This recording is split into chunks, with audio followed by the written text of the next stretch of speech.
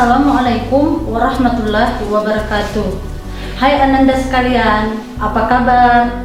Semoga semua sehat selalu dan semoga semua masih semangat belajar. Kali ini bertemu dengan saya, Ibu Sastri dari Sekolah SMA Muhammadiyah 5 Takengon. Saya Ika Wasari Putri, guru sosiologi dari SMA Negeri 11 Takengon.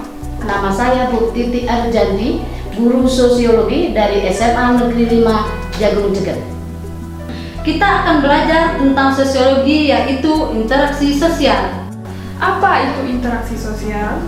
Interaksi sosial itu adalah hubungan timbal balik antara individu dengan individu, individu dengan kelompok, dan antara kelompok dengan kelompok. Yang dimaksud dengan individu, contohnya seperti Ana dan Ani saling berinteraksi, bertemu dan bersapa. Itu yang dimaksud dengan individu dengan individu. Anak-anak sekalian, dengarkan, ini Ibu mau memberikan contoh antara interaksi individu dengan individu. Saksikan video berikut ini. Assalamualaikum Ana. Waalaikumsalam, Ani. Apa kabar? Baik. Jadi gimana kamu setelah tamat sekolah? Saya akan merencanakan mau ke Universitas Syahkuala, Jurusan apa? jurusan sosiologi. Sedangkan individu dengan kelompok, yaitu seperti contohnya seorang guru sedang mengajar di dalam kelas. Gurunya itu disebut dengan individu, sedangkan siswanya disebut dengan kelompok. Dan yang terakhir adalah antara kelompok dengan kelompok, contohnya seperti pemain sepak bola yang sedang mengadakan kompetensi antara grup A dan grup B. Ananda sekalian, untuk selanjutnya ciri-ciri interaksi sosial. Yang pertama adalah untuk berlakunya ciri-ciri sosial terjadi antara dua orang atau lebih. Yang kedua, memiliki simbol atau bahasa baik secara verbal maupun non-verbal. Yang ketiga adalah memiliki dimensi waktu atau ruang. Yang keempat adalah memiliki tujuan. Jadi di dalam interaksi sosial itu memiliki tujuan untuk menyapa atau berbicara. Baiklah Ananda sekalian, untuk selanjutnya adalah tentang syarat-syarat interaksi sosial. Yang pertama adalah kontak sosial, baik secara fisik maupun non-fisik. Yang kedua adalah komunikasi. Di dalam komunikasi ada 3 bagian. Yang pertama, komunikator. Yang kedua, pesan. Yang ketiga, komunikan. Komunikator adalah orang yang menyampaikan pesan, sedangkan pesan itu adalah isi pesan yang ingin disampaikan. Dan ketiga adalah komunikan, yaitu orang yang mendapatkan pesan. Interaksi sosial terjadi dalam keadaan sadar. Jadi, jika dalam keadaan tidak sadar, tidak disebut dengan interaksi sosial. Bentuk-bentuk dalam interaksi sosial ada 2 macam, yaitu bentuk asosiatif dan bentuk disosiatif.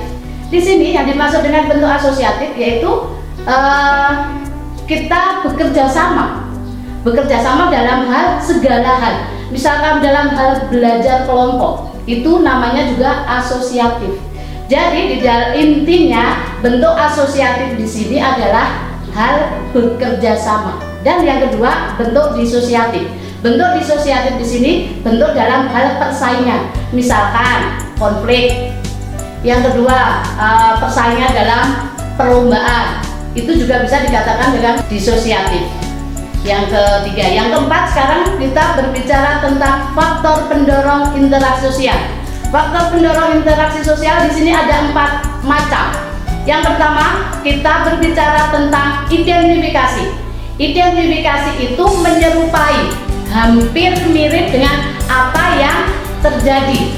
Contohnya begini, ada tabrakan di jalan raya, polisi mau mengadakan identifikasi. Jadi itu proses bagaimana terjadinya kecelakaan tadi dari awal sampai akhir, itu namanya identifikasi. Yang kedua adalah bentuk simpati.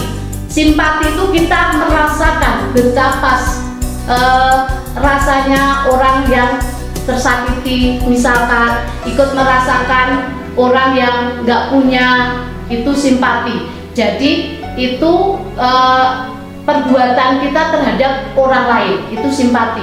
Yang ketiga adalah imitasi. Imitasi adalah meniru. kita meniru gaya orang lain, entah gaya rambutnya, entah gaya bajunya, entah gaya apanya, itu namanya imitasi. Yang keempat adalah sugesti. Sugesti itu mempengaruhi bagaimana seseorang itu biar optimis.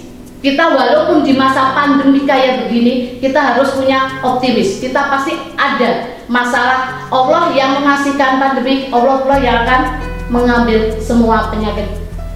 Kita simpulkan dari materi interaksi sosial ini anak-anak. Jadi dalam kesimpulan interaksi sosial ini adalah interaksi sosial.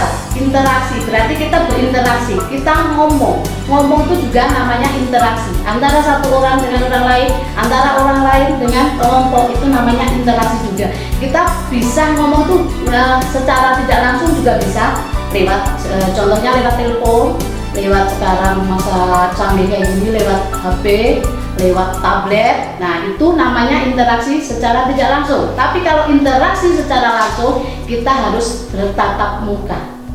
Itu namanya interaksi. Yang kedua, kesimpulannya, syarat-syarat interaksi harus adanya komunikasi. Itu yang penting.